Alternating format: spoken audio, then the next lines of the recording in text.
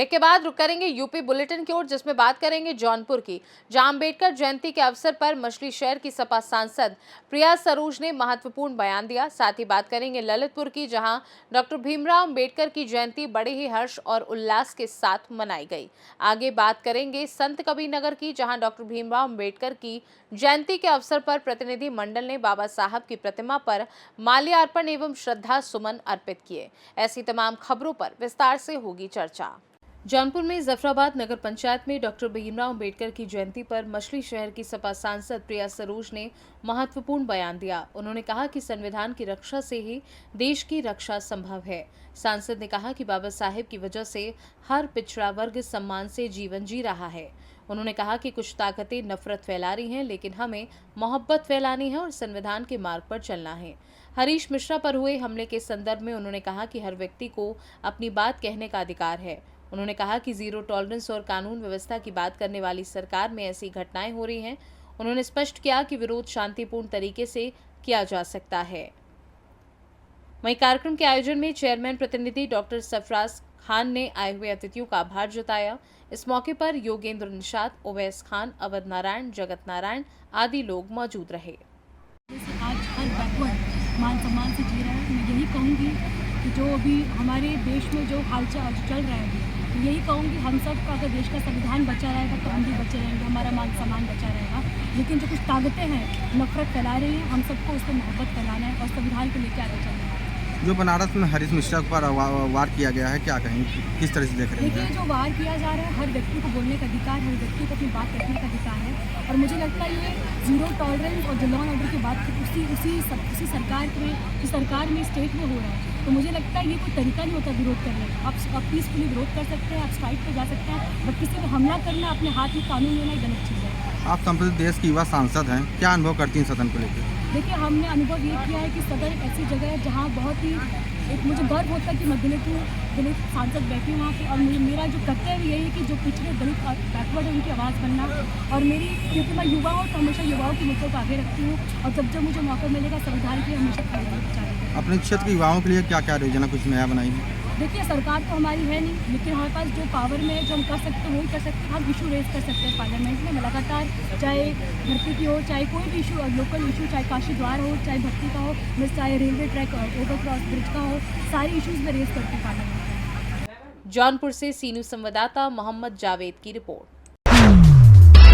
ग्राम बिरधा में बड़े ही हर्षोल्लास के साथ मनाई गई डॉक्टर भीमराव अंबेडकर की जयंती। इस अवसर पर कस्बे में बाबा साहेब की भव्य शोभा यात्रा निकाली गई एवं रात्रि में सांस्कृतिक कार्यक्रम का आयोजन किया गया, जिसमें मुख्य कलाकार पंडित चंद्र भूषण पाठक, देवीलाल अग्रवाल, साधना राठौर, अरविंद भास्कर एवं मुख्य अतिथि अमर विश्वकर्मा, जिला पंचायत सदस्य जाखलौन, पारसनाथ यादव, संस्थापक पहलवान गुरुदीन कॉलेज, रामू कुशवाहा आदि लोग उपस्थित रहे।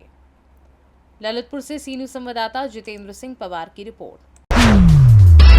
बदायूं लोकसभा क्षेत्र के सपा सांसद आदित्य यादव ने भाजपा सरकार पर नौजवानों की आवाज दबाने का आरोप लगाया। उन्होंने कहा कि अहीर रेजिमेंट की मांग कर रहे युवाओं पर केस दर्ज कर संविधान और लोकतांत्रिक अधिकारों को कुचला जा रहा है।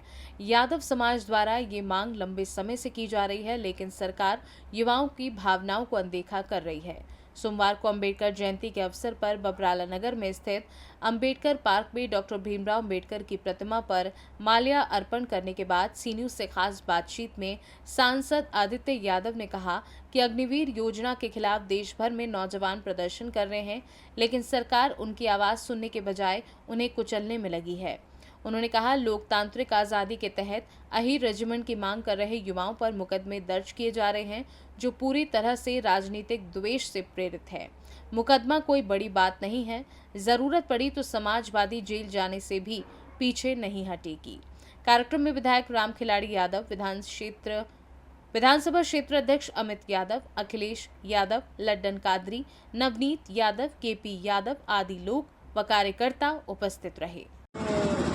अहीर रेजिमेंट रैलियों को लेकर मुकदमे देखिए, अहीर रेजिमेंट ही नहीं बल्कि खास करके भारतीय जनता पार्टी की सरकार में जो अग्निवीर योजना है उसके खिलाफ में लगातार पूरे देश भर में नौजवानों द्वारा प्रदर्शन किए गए। और खासकर यादव समाज की तरफ से अहीर रेजिमेंट की मांग काफ़ी समय से की जा रही है। एक मांग को लेकर के इस तरीके से मुकदमे कर देना, दबाव बनाना कहीं ना कहीं साफ तौर पे दिखाता है कि हमारे देश के संविधान को लगातार दबाने का, ख़त्म करने का प्रयास जो हम लोग कहते रहते हैं वो किया जा रहा है। क्या लोगों को, नौजवानों को अपने लिए एक रेजिमेंट की मांग करने का अधिकार भी नहीं है? इस लोकतंत्र के अंदर हर व्यक्ति को अगर आज़ादी है तो उस आज़ादी के तहत ही बच्चों ने अपनी मांग रखी है। इस मांग को सरकार सुने, करना ना करना वो बात दूसरी है, लेकिन कम से कम बच्चों की, नौजवानों की जो मांगे हैं उनको सुनने का काम जरूर करें। सर, ये लगभग 40 लोगों पे जो मुकदमा लिखा गया है इसी विषय को लेकर, उसमें आपका क्या कहना है? देखिए, जो मुकदमे लिखे जा रहे रेजिमेंट के नाम पे, अनावश्यक लोगों पे दबाव, ये राजनीतिक द्वेष से मुकदमे लिखाए जा रहे हैं, दबाव बनाने का प्रयास किया जा रहा है। समाजवादी पार्टी में जितने भी कार्यकर्ता हैं, पदाधिकारी हैं, हम लोगों ने ये बहुत दबाव झेला है। चाहे देख लिए समाजवादी पार्टी की शुरुआत से लेकर के राम खिलाड़ी जी खड़े हुए हैं, आप सब वो लोग हैं जिन्होंने संघर्ष किया। मुकदमे बहुत छोटी चीज़ है, अगर अपने लोगों के हक के लिए जेल भी जाना पड़ेगा तो समाजवादी पार्टी पीछे नहीं है। संभल से सी न्यूज़ संवाददाता अजय वीर सिंह की रिपोर्ट। बबराला में अंबेडकर जयंती पर शोभा यात्रा का आयोजन किया गया। पूर्व मंत्री अजीत कुमार और चेयरमैन हर्षवर्धन वार्ष्णेय ने महात्मा बुद्ध की प्रतिमा सम्मुख मोमबत्ती जलाकर शोभा यात्रा का उद्घाटन किया। इससे पहले नेताओं ने अंबेडकर प्रतिमा पर माल्यार्पण कर श्रद्धा सुमन अर्पित किए। शोभा यात्रा में डॉक्टर अंबेडकर, भीमा कोरेगांव प्रतीक, संसद भवन, बौद्ध विहार, भारतीय संविधान आदि 2 दर्जन आकर्षक झांकियों को देखने के लिए भारी भीड़ उमड़ पड़ी। भारी संख्या में महिलाएं भी शामिल रहीं। सुरक्षा के लिहाज से कोतवाली प्रभारी अखिलेश प्रधान भारी पुलिस बल, tear gas squad, fire unit और महिला पुलिस के साथ मुस्तैद रहे।